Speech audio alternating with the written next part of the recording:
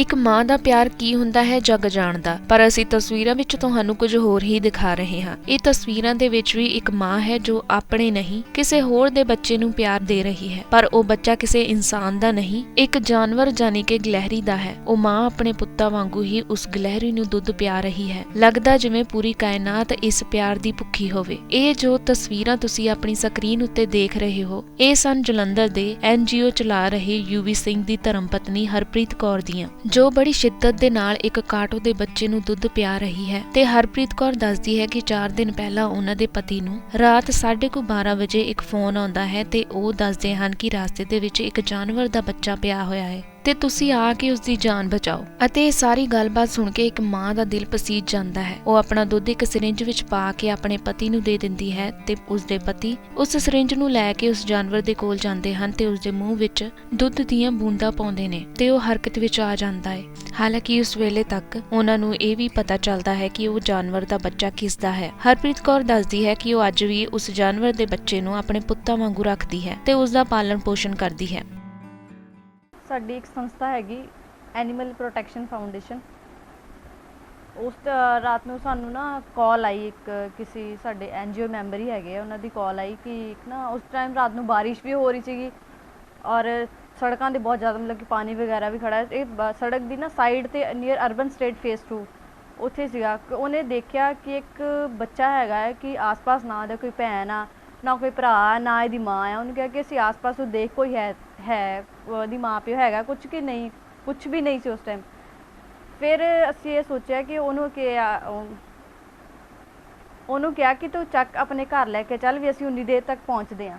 ਫਿਰ ਇਹ ਐਕਚੁਅਲੀ ਉਸ ਟਾਈਮ ਸਲਾਈਵੇ ਦੇ ਵਿੱਚ ਹੀ ਸੀਗਾ। ਉਸ ਟਾਈਮ ਪਤਾ ਨਹੀਂ ਚੱਲ ਰਿਹਾ ਸੀਗਾ ਇਹ ਡੌਗ ਦਾ ਬੱਚਾ ਜਾਂ ਕਿਹੜੇ ਜਾਨਵਰ ਦਾ ਬੱਚਾ ਹੈਗਾ ਆ।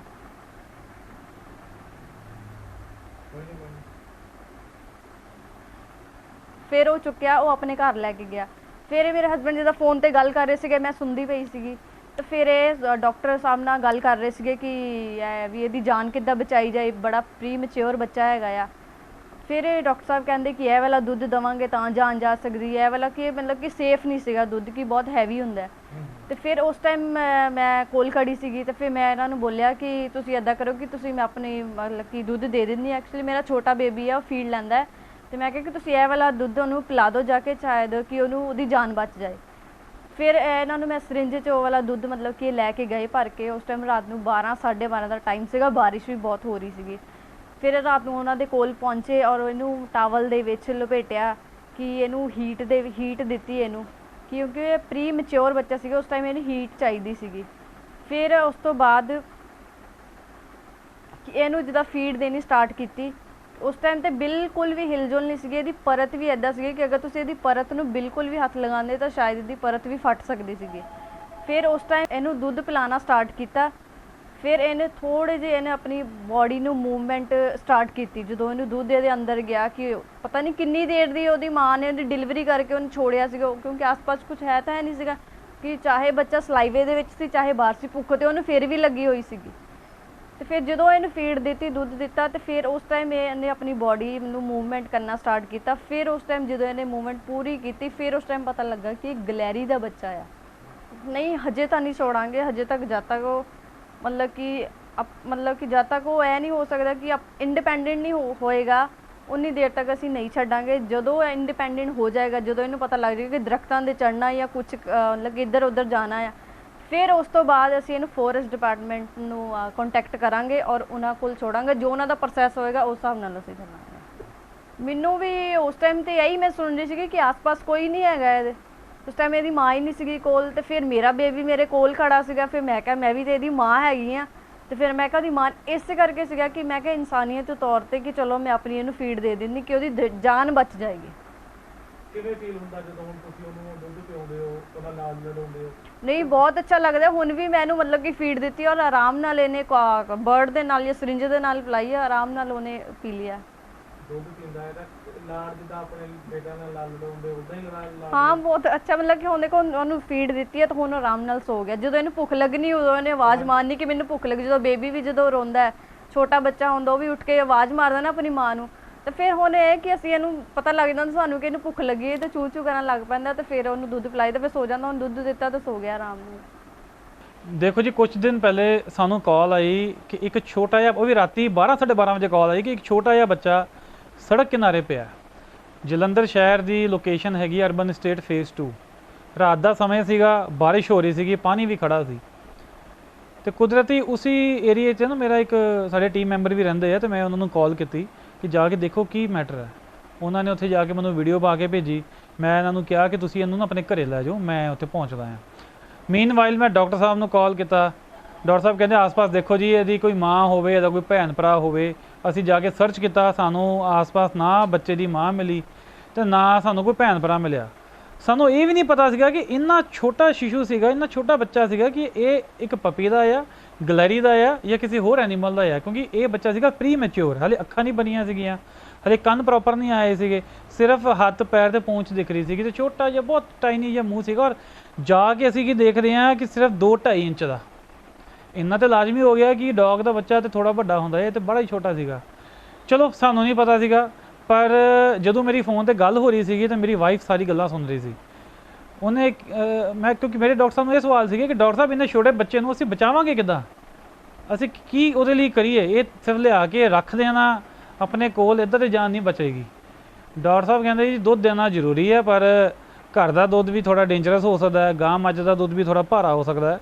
ਤੇ ਮੇਰੀ ਵਾਈਫ ਸਾਰੀ ਗੱਲਾਂ ਸੁਣ ਰਹੀ ਸੀ। ਉਹਨੇ ਕਿਹਾ ਕਿ ਕਿਉਂ ਨਾ ਤੁਸੀਂ ਮੇਰਾ ਦੁੱਧ ਲੈ ਜਾਓ, ਸਾਡਾ ਬੱਚਾ ਵੀ ਬ੍ਰੈਸਟ ਫੀਡਿੰਗ ਕਰਦਾ ਆ, ਤੇ ਤੁਸੀਂ ਮੇਰਾ ਦੁੱਧ ਇਹਦਾ ਸਿਰਿੰਜ 'ਚ ਭਰ ਕੇ ਲੈ ਜਾਓ ਤੇ ਬੱਚੇ ਨੂੰ ਪਿਲਾਉਣਾ ਸ਼ੁਰੂ ਕਰੋ, ਸ਼ਾਇਦ ਮੇਰਾ ਦੁੱਧ ਉਹਦੇ ਲਈ ਸੇਫ ਹੋਵੇ। ਤੇ ਅਸੀਂ ਕਿਹਾ ਵਾਕਈ ਯਾਰ ਇਹ ਤੇ ਬਹੁਤ ਵਧੀਆ ਗੱਲ ਹੈ, ਇਹ ਸਾਡੇ ਕੋਲ ਆਹ ਤਰੀਕਾ ਹੈਗਾ ਆ ਜਿਹਦੇ ਨਾਲ ਅਸੀਂ ਕੁਝ ਕਰ ਸਕੀਏ। ਵੈਸੇ ਵੀ ਦੇਖੋ ਜੀ, ਜਦੋਂ ਕੋਈ ਬੱਚਾ ਪੈਦਾ ਹੁੰਦਾ ਆ ਤੇ ਸਭ ਤੋਂ ਪਹਿਲੇ ਉਹਦੇ ਲਈ ਦੁੱਧ ਦੀ ਵਿਵਸਥਾ ਜ਼ਰੂਰੀ ਹੁੰਦੀ ਹੈ, ਤੇ ਅਸੀਂ ਵੀ ਇਹੀ ਕਰ ਸਕਦੇ ਸੀ। ਦੁੱਧ ਲੈ ਕੇ ਗਏ ਅਸੀਂ, ਉੱਥੇ ਬੱਚੇ ਨੂੰ ਦੇਖਿਆ, ਬੱਚਾ ਬਿਲਕੁਲ ਨਿਢਾਲ ਪਿਆ, ਸਿਰਫ ਦਿਲ ਦੀ ਧੜਕਣ ਚੱਲਦੀ ਪਈ, ਸਿਰਫ ਉਹਦੇ ਸਾਹ ਚੱਲਦੇ ਪਏ, ਕੋਈ ਮੂਵਮੈਂਟ ਨਹੀਂ ਸੀਗੀ। ਜਿਸ ਤਰ੍ਹਾਂ ਅਸੀਂ ਦੁੱਧ ਉਹਦੇ ਮੂੰਹ 'ਚ ਡ੍ਰੌਪ ਕਰਕੇ ਪਾਉਣਾ ਸ਼ੁਰੂ ਕੀਤਾ, ਬੱਚੇ 'ਚ ਥੋੜ੍ਹੀ ਹਿਲਜੁਲ ਹੋਈ, ਹੱਥ ਪੈਰ ਹਿਲੇ, ਥੋੜ੍ਹਾ ਜਿਹਾ ਦੁੱਧ ਉਹਨੇ ਪੀਤਾ, ਤਕਰੀਬਨ ਉਹਨੇ ਅੱਧਾ ਕੈਮਲ ਦੁੱਧ ਪੀਤਾ। ਉਸ ਤੋਂ ਬਾਅਦ ਬੱਚਾ ਐਕਟਿਵ ਹੋ ਗਿਆ, ਐਕਟਿਵ ਹੋਇਆ ਥੋੜ੍ਹਾ ਸਰੀਰ ਖੁੱਲਿਆ, ਥੋੜ੍ਹਾ ਉੱਠਿਆ ਵੀ। ਤੇ ਫਿਰ ਸਾਨੂੰ ਉਹਦੀ ਪਿੱਠ 'ਤੇ ਨਾ ਜਿੱਦਾਂ ਇੱਦਾਂ 3 ਲਕੀਰਾਂ ਜਿਹੀਆਂ ਦਿਖੀਆਂ ਸਾਨੂੰ, ਇੱਦਾਂ ਲਕੀਰਾਂ ਜਿਵੇਂ ਗਲੈਰੀ 'ਤੇ ਬਣੀਆਂ ਹੁੰਦੀਆਂ ਪਿੱਠ 'ਤੇ। ਫਿਰ ਪਤਾ ਲੱਗਾ ਇਹ ਗਲੈਰੀ ਆ। ਸੋ ਕਮਾਲ ਦੀ ਗੱਲ ਇਹ ਸੀਗੀ ਕਿ ਸਾਨੂੰ ਇਹ ਵੀ ਨਹੀਂ ਪਤਾ ਸੀਗਾ ਕਿ ਆਪਾਂ ਜਿਸ ਜੀਅ ਦੀ ਜਾਨ ਬਚਾ ਰਹੇ ਹਾਂ ਉਹ ਕਿਹੜਾ ਜੀਅ ਹੈ। ਸੋ ਸਾਨੂੰ ਜਦੋਂ ਪਤਾ ਲੱਗ ਗਿਆ, ਹੁਣ ਸਾਨੂੰ ਯਕੀਨ ਹੋ ਗਿਆ ਕਿ ਅਸੀਂ ਇਹਨੂੰ ਬਚਾ ਸਕਦੇ ਹਾਂ, ਅਸੀਂ ਕੌਨਫੀਡੈਂਟ ਹੋ ਗਏ। ਕਿਉਂਕਿ ਦੇਖੋ ਇੰਨਾ ਛੋਟਾ ਬੱਚਾ ਬਿਨਾਂ ਅੱਖਾਂ ਬਿਨਾਂ ਕੰਨ ਤੋਂ ਪ੍ਰੀ ਮੈਚਿਓਰ, ਉਹ ਖੇਡਣ ਵੀ ਲੱਗ ਪਿਆ। ਅਸੀਂ ਸ਼ੋਰ ਹੋ ਗਏ ਅਸੀਂ ਬਚਾ ਸਕਦੇ ਹਾਂ। ਤੇ ਇਹ ਸੀਗੀ ਉਸ ਰਾਤ ਦੀ ਸਟੋਰੀ। ਫਿਰ ਬਾਕੀ ਅਸੀਂ YouTube 'ਚ ਦੇਖਿਆ, ਸਾਡੇ ਇੱਕ ਗਰੁੱਪ 'ਚ ਹੋਰ ਭਾਜੀ ਹੈਗੇ, ਰਾਜਾ ਭਾਜੀ, ਜਿਨ੍ਹਾਂ ਨੂੰ ਥੋੜ੍ਹਾ ਗਲੈਰੀ ਦਾ ਐਕਸਪੀਰੀਅੰਸ ਹੈਗਾ ਆ। ਉਹਨਾਂ ਨਾਲ ਸਲਾਹ ਕੀਤੀ, ਇਸ ਟਾਈਮ ਉਹਨਾਂ ਦੇ ਘਰੇ ਹੀ ਬੱਚਾ ਹੈਗਾ ਆ ਤੇ ਉਹੀ ਸੰਭਾਲ ਰਹੇ ਆ ਤੇ ਇੱਥੋਂ ਦੁੱਧ ਪਹੁੰਚ ਜਾਂਦਾ ਉਹਨਾਂ ਕੋਲ। ਤੇ ਇੱਦਾਂ ਹੀ ਅਸੀਂ ਸਾਡੀ ਟੀਮ ਬਣੀ ਛੋਟੀ ਜੀ, ਰਲ ਮਿਲ ਕੇ ਅਸੀਂ ਇਹ ਬੱਚੇ ਦੀ ਸੇਵਾ ਕਰਨ 'ਚ ਲੱਗੇ ਹੋਏ ਹਾਂ। ਦੇਖੋ ਜਦ ਤੱਕ ਇਹ ਇੰਡੀਪੈਂਡੈਂਟ ਨਹੀਂ ਹੋ ਜਾਏਗਾ, ਜਦ ਤੱਕ ਪੂਰਾ ਆਪਣੇ ਆਪ ਨੂੰ ਸਾਂਭਣ ਯੋਗ ਨਹੀਂ ਹੋ ਜਾਏਗਾ, ਤਦ ਤੱਕ ਤੇ ਇਹ ਸਾਡੇ ਕੋਲ ਹੀ ਰਹੇਗਾ, ਸਾਡੀ ਕੇਅਰ ਦੇ ਵਿੱਚ। ਤੇ ਜਦੋਂ ਇਹ ਵੱਡਾ ਹੋ ਜਾਏਗਾ, ਥੋੜਾ ਯੰਗ ਬਰੀਡ 'ਚ ਆ ਜਾਏਗਾ, ਉਸ ਤੋਂ ਬਾਅਦ ਫਿਰ ਅਸੀਂ ਫੋਰੈਸਟ ਡਿਪਾਰਟਮੈਂਟ ਨਾਲ ਕੰਸਲਟ ਕਰਾਂਗੇ। ਵੈਸੇ ਵੀ ਫੋਰੈਸਟ ਡਿਪਾਰਟਮੈਂਟ ਸਾਡੀ ਕੰਸਲਟੈਂਸੀ 'ਚ ਹੀ ਰਹਿੰਦੀ ਹੈ, ਅਸੀਂ ਆਪਸ 'ਚ ਮਿਲ ਕੇ ਵੀ ਕਈ ਰੈਸਕਿਊਜ਼ ਕਰਦੇ ਹਾਂ ਤੇ ਉਹਨਾਂ ਨਾਲ ਫਿਰ ਜੋ ਵੀ ਇਹਦਾ ਰਾਈਟ ਪ੍ਰੋਸੀਜਰ ਹੋਏਗਾ ਉਦੋਂ ਅਸੀਂ ਫੋਲੋ ਕਰਾਂਗੇ। ਦੇਖੋ ਸਾਡੀ ਜੋ NGO ਦਾ ਨਾਮ ਹੈ ਵੈਸੇ ਐਨੀਮਲ ਪ੍ਰੋਟੈਕਸ਼ਨ ਫਾਊਂਡੇਸ਼ਨ ਆ। ਨੋ ਡਾਊਟ ਆਪਾਂ ਸਾਰਾ ਦਿਨ ਐਨੀਮਲ ਜਿਹੜੇ ਜ਼ਖਮੀ ਜਾਨਵਰ ਹੈਗੇ ਉਹਨਾਂ ਦੀ ਸੇਵਾ 'ਚ ਆਪਣਾ ਦਿਨ ਬਤੀਤ ਕਰਦੇ ਹਾਂ।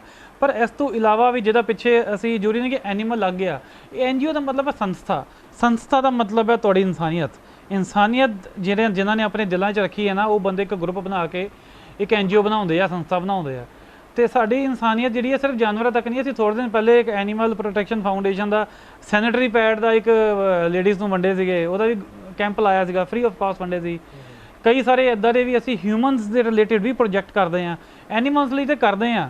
ਔਰ ਸਾਡੀ ਮੇਨ ਕੋਸ਼ਿਸ਼ ਇਹ ਹੁੰਦੀ ਆ ਕਿ ਲੋਕ ਜਾਗਰੂਕ ਹੋਣ, ਲੋਕਾਂ ਦੇ ਅੰਦਰ ਅਵੇਅਰਨੈਸ ਆਵੇ ਕਿ ਜੇ ਤੁਹਾਡੇ ਆਸ-ਪਾਸ ਜਾਂ ਤੁਸੀਂ ਕਿਤੋਂ ਲੰਘ ਰਹੇ ਹੋ, ਕੋਈ ਐਨੀਮਲ ਜ਼ਖਮੀ ਆ, ਤੁਹਾਡੀ ਗਲੀ ਮੁਹੱਲੇ 'ਚ ਕੋਈ ਜ਼ਖਮੀ ਆ, ਉਹਦੀ ਸੇਵਾ ਕਿੱਦਾਂ ਕੀਤੀ ਜਾਵੇ, ਉਹਦੀ ਜਾਨ ਕਿੱਦਾਂ ਬਚਾਈ ਜਾਵੇ।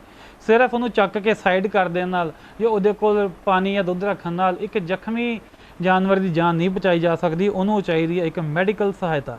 ਉਸ ਮੈਡੀਕਲ ਸਹਾਇਤਾ ਲਈ ਅਸੀਂ ਲੋਕਾਂ ਨੂੰ ਕਹਿੰਦੇ ਹਾਂ ਕਿ ਸਾਨੂੰ ਸੰਪਰਕ ਕਰੋ, ਸਾਨੂੰ ਕਾਲ ਕਰੋ, ਸਾਡੇ ਨਾਲ ਜੁੜੋ। ਅਸੀਂ ਤੁਹਾਨੂੰ ਸਮਝਾਵਾਂਗੇ ਕਿ ਕਿਸ ਤਰ੍ਹਾਂ ਉਹਦੀ ਹੈਲਪ ਕਰਨੀ ਹੈ, ਔਰ ਸਾਨੂੰ ਸਪੋਰਟ ਕਰੋ ਕਿ ਇਸ ਮੁਹਿੰਮ ਨੂੰ, ਇਸ ਪ੍ਰੋਸੀਜਰ ਨੂੰ ਅਸੀਂ ਹੋਰ ਇੱਕ ਵੱਡੇ ਲੈਵਲ ਤੱਕ ਲੈ ਕੇ ਜਾ ਸਕੀਏ, ਕੁਝ ਹਸਪੀਟਲਸ ਬਣਾ ਸਕੀਏ, ਐਂਬੂਲੈਂਸ ਚਲਾ ਸਕੀਏ। ਸਪੋਰਟ ਉਹਨਾਂ ਨੂੰ ਵੀ ਚਾਹੀਦੀ ਹੈ ਜਿਹੜੇ ਇਹਨਾਂ ਦੀ ਸੇਵਾ ਕਰਨਾ ਚਾਹੁੰਦੇ ਆ, ਤੇ ਜਿਹੜੇ ਸਾਡੇ ਵਰਗੀ NGO ਸੇਵਾ ਕਰਦੀਆਂ, ਸਪੋਰਟ ਸਾਨੂੰ ਵੀ ਚਾਹੀਦੀ ਹੈ ਕਿ ਲੋਕ ਸਾਡੇ ਨਾਲ ਜੁੜਨ।